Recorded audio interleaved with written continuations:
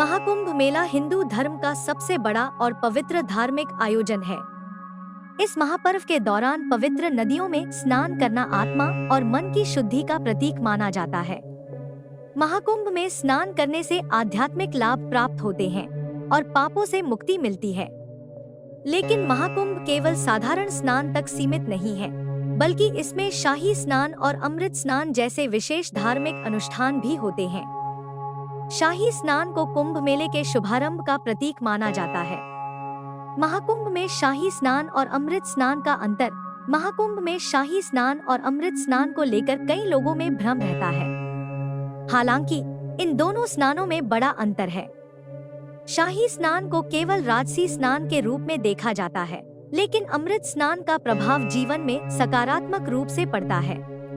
अमृत स्नान आत्मा की शुद्धि और मोक्ष की प्राप्ति का मार्ग प्रशस्त करता है। महाकुंभ में शाही स्नान क्या है? शाही स्नान कुंभ मेले का सबसे महत्वपूर्ण धार्मिक अनुष्ठान है। यह कुछ प्रमुख तिथियों पर आयोजित किया जाता है। इस दौरान श्रद्धालु गंगा, यमुना और सरस्वती नदी के त्रिवेणी संगम में आस्था की डुबकी लगाते हैं। मान्यता है कि शाही स्नान करने से पापों का नाश होता है और पुण्य की प्राप्ति होती है। इस अनुष्ठान में साधु संतों और अखाड़ों को विशेष सम्मान के साथ स्नान कराया जाता है, इसलिए इसे शाही स्नान कहा जाता है।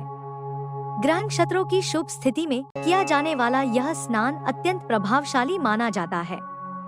शाही स्नान के दौरान जल को अत्यंत पवित्र और चमत्कारी माना जाता है। महाकुंभ में अमृत स्नान क्या है?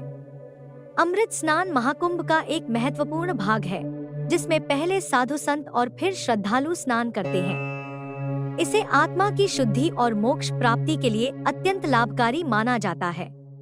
अमृत स्नान आत्मा को शुद्ध करता है और पापों का नाश करता है। इस स्नान में विभिन्न अखाड़ों के साधु संत स्नान करते हैं। महाकुंभ 2025 में कुल 3 अमृत स्नान आयोजित किए गए थे।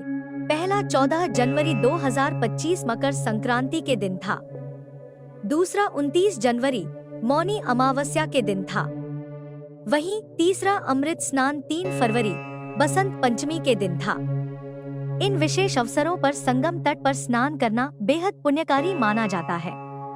महाकुंभ में स्नान करना केवल एक धार्मिक क्रिया नहीं, बल्कि आत्मा की शुद्धि और मोक्ष प्राप्ति का मार्ग है। शाही स्नान और अमृत स्नान दोनों ही विशेष महत्व रखते हैं, लेकिन अमृत स्नान को अधिक आध्यात्मिक माना जाता है। यह केवल शरीर की नहीं, बल्कि मन और आत्मा की भी शुद्धि करता है, जिससे जीवन में सकारात्मक ऊर्जा का संचार होता है।